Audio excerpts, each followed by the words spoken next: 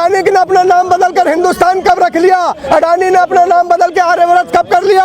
अडानी हिंदुस्तान नहीं है, हिंदुस्तान है भगत सिंह, हिंदुस्तान है बाबा साहब अम्बेडकर, हिंदुस्तान है लाला लाजपत राय, हिंदुस्तान है महात्मा गांधी, हिंदुस्तान है इंदिरा गांधी। हिंदुस्तान कोई अंबानी और अडानी नहीं है। मैं कहता हूँ कि जो कहते हैं कि अडानी पर हमला देश पर हमला है, वो देश के नायक नहीं, वो खलनायक है, वो देश के गद्दार है। कहा जा रहा है अडानी के साथ आप जैसे लोग साजिश कर रहे हैं, इस वजह से उनको नुकसान हो रहा है। हे मालिक, आपकी जुबान तो मुबारक हो, मेरे को इतना बड़ा बना दे, टॉप 10 में मुझे भी कर दे कि मैं उसके खिलाफ साजिश कर दूं, या मेरी कलम इतनी मजबूत हो जाए कि मेरी कलम हिडनबर्ग जैसी कलम हो जाए कि मैं किसी का ताज उखाड़ लूं। मैं इतना मजबूत पत्रकार हो जाऊं कि मैं लिखूं तो अडानी का सिंहासन कांप जाए। मैं ऐसी गोदी मीडिया से बाहर निकल आऊं कि मैं बोलूं तो सरकार के तख्त और ताज कांप जाए। मैं पत्रकारों को चुनौती देता हूं कि जब पत्रकार जागता है, एक ईमानदार पत्रकार बाहर आता है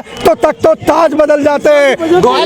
सरकारी बैंकों का पैसा डूब रहा है लेकिन मीडिया बिल्कुल चुप है। वो चुप ही रहेंगे, उन्हें चुप रहने की तनख्वाह मिलती है साहब, बोलने की तनख्वाह तो आप सब ले रहे हो, आप सब पसीना बहा रहे हो। ये सोशल मीडिया में आपका इस्तकबाल करता हूँ। आप मुसीबतों में, परेशानियों में, आपको 1 मिनट में डर है कभी भी FIR दर्ज हो जाएगा, आपको डर है कोई भी घेर लेगा, कोई भी हमला कर सकता है, लेकिन हमलों की परवाह किए बिना इस काली रात में अगर दिया जला के कोई चल रहा है तो आप सब सोशल मीडिया के लोग हो, आप दिया नहीं हो, दीपक नहीं हो, मीडिया का सूरज हो, आप मीडिया का सूरज हो। बजट में आपका ध्यान रखा जाएगा? मेरी उम्मीद, मैं सीतारमण जी को साफ साफ कहता हूं, अगर बजट में हमें नजरअंदाज किया जाएगा तो 24 में हम उन्हें नजरअंदाज कर देंगे। और लड़ाई आर पार की है, न सीधी नहीं करना, साफ साफ कहना और सुखी रहना। ये जुमलेबाजों के दिन लद गए हैं, ये धोखेबाजों के दिन लद गए, ये गद्दारों के दिन लग गए। अब मजदूर और कर्मचारियों का दिन है, ये जाग गए हैं। आज दिल्ली के जंतर मंतर से बिगुल फूका है, कल पूरे देश में ऐसे बिगुल सुनाई देंगे। 24 में भी कहा था आपने, चमत्कारी बाबा के पास जाइए ना, सारी समस्याओं का हल है उनके। मैं आज से आपको चमत्कारी बाबा कहता हूँ और आपके शरण में आया हूँ। 24 में भी कहा था ये बातों कि मोदी नहीं आएगा, तो मोदी।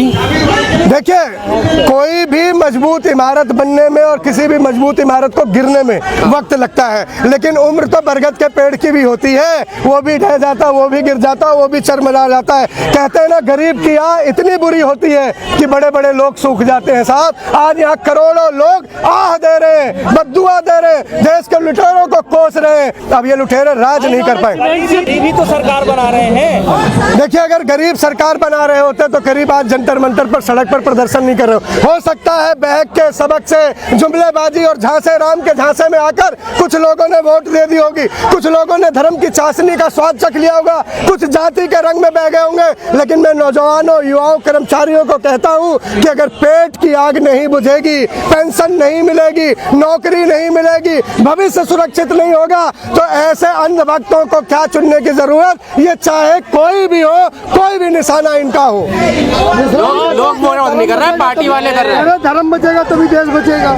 धर्म जरूरी, देश जरूरी, इसकी बात नहीं है, लेकिन पेंशन जरूरी है। धर्म और राज के बीच में पेंशन जरूरी है। हाँ, अगर पेंशन मिलेगी तो तख्ता भी बचेगा, ताज भी बचेगा, लाज भी बचेगी, सरकार भी बचेगी। वरना हिमाचल प्रदेश का उदाहरण आप सबके सामने है। हिमाचल प्रदेश में यही घमंडी, यही पाखंडी, यही जुमलेबाजों को हटा के एक नई सरकार का जन्म हुआ। गुजरात का भी तो उदाहरण है, कितने पूर्ण बहुमत से जीती है, गुजरात का उदाहरण भी दे दीजिए।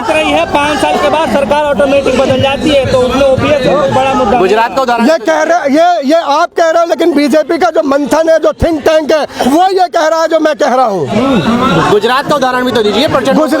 गुजरात का ये भी उदाहरण दे दीजिए कि एक मिनट में 16 वोट भी पड़ी हैं। ये उदाहरण भी आप लोगों ने खबरें दिखाई हैं। ये उदाहरण आप देते हुए आपके मुंह में दही क्यों जम जाती है? क्यों नहीं बताते कि ये कैसे हुआ था?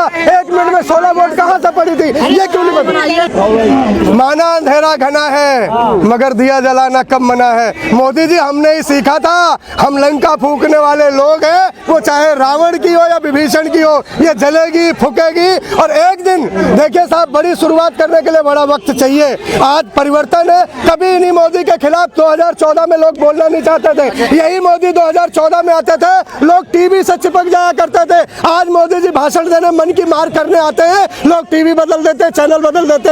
ऐसे शक्ल से नफरत क्यों हो गई है? आपका काम ही आपका इस्तकबाल तय करता है और मोदी जी का काम उनको उल्टी तरफ लेके जा रहा है। कांग्रेस ने भी लागू नहीं करी थी। ओपीएस पर केजरीवाल भी नहीं बोल रहे। देखिए हमारे भगवंत मान सरकार ने ये कहा है कि हम ओल्ड पेंशन देंगे, और दिल्ली में बोलने का मतलब तो एलजी बोलता है साहब। हमारे पास न जर है, न जमीन है, न सर्विस है, न नौकरी है। हम तो 4 आने की सरकार चला रहे हैं। हमारे दोनों हाथ एक तरफ एमसीडी में पकड़ रखे एलजी ने, एक तरफ मोदी ने दबा रखा। फिर भी हम देश के लिए काम कर रहे हैं। और आने वाला समय में सभी राजनीतिक दलों को कहता हूँ, जाति से धर्म से ऊपर उठ के जो मजदूर गरीब के साथ होगा वही देश पर राज करेगा।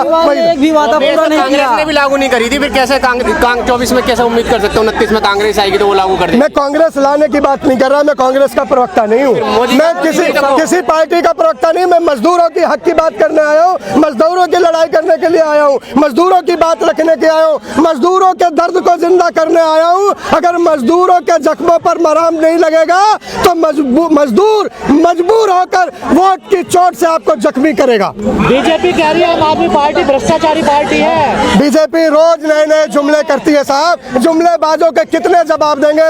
आज सारे सरकारी कर्मचारी के नेता, उनके कार्यकर्ता, उनके सिपाही भगत सिंह की बसंती टोपी को पहनकर यहाँ आए हैं और एक ही मांग के साथ आए हैं कि पेंशन नहीं तो टेंशन देंगे। 24 तैयार है और हम भी तैयार हैं। हमारे ही पेंशन के पैसे को काटकर किसको अमीर किया जा रहा है? हमारे ही पेंशन के पैसों को काटकर किसके शेयर खरीदवाए जा रहे हैं? हमारे ही पेंशन के पैसों को काटकर किसकी जेबें भरी जा रही है? ये कौन है जो तिरंगे को ओढ़कर देश को लूट रहा है? ये कौन है? मैं बहुत साफ साफ कहता हूँ, इस जंतर मंतर के संघर्ष की जमीन से ये रहा गोल घेरा।